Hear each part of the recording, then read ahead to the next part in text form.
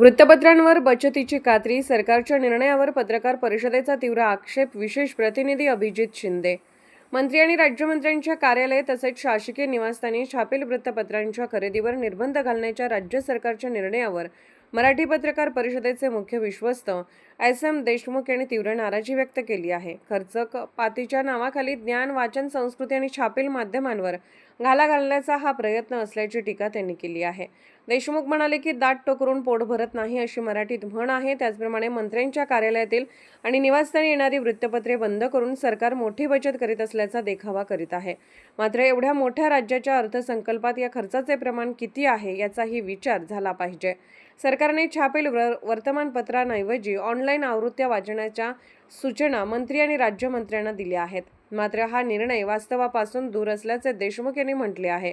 मंत्री स्वतः सर्व वर्तमानपत्रे वाचत नसतील तरी त्यांच्या कार्यालयात कामानिमित्त येणारे अधिकारी, कर्मचारी, लोकप्रतिनिधी आणि नागरिक ही वर्तमानपत्रे वाचत असतात. एका छापील वर्तमानपत्राचा लाभ अनेकांना मिळतो, हे सरकारने लक्षात घ्यायला हवे असे त्यांनी नमूद केले.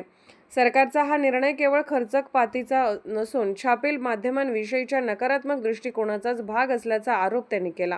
यापूर्वी सरकारी जाहिरातीमध्ये कपात, जाहिरातीचे दर वाढवण्याच्या मागण्यांकडे दुर्लक्ष आणि आता वृत्तपत्र खरेदीवर निर्बंध अशा निर्णयामुळे छापील माध्यमांवर सातत्याने आर्थिक दबाव आणला जात असल्याचे त्यांनी सांगितले.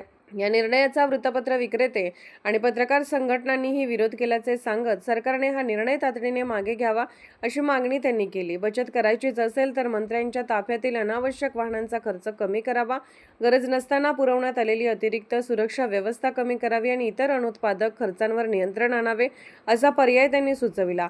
ज्ञानाशी आणि वाचन संस्कृतीशी संबंधित खर्च कमी करण्याऐवजी सरकारने त्याला प्रोत्साहन दिले पाहिजे. वाचन संस्कृती जपणे ही शासनाची जबाबदारी आहे.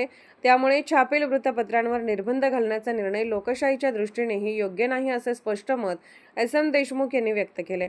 सरकारने या निर्णयाचा पुनर्विचार करून मंत्री, राज्यमंत्री तसेच सर्व शासकीय कार्यालयामध्ये छापील वृत्तपत्राची उपलब्धता कायम ठेवावी अशी मागणी मराठी पत्रकार परिषदेकडून करण्यात आली आहे.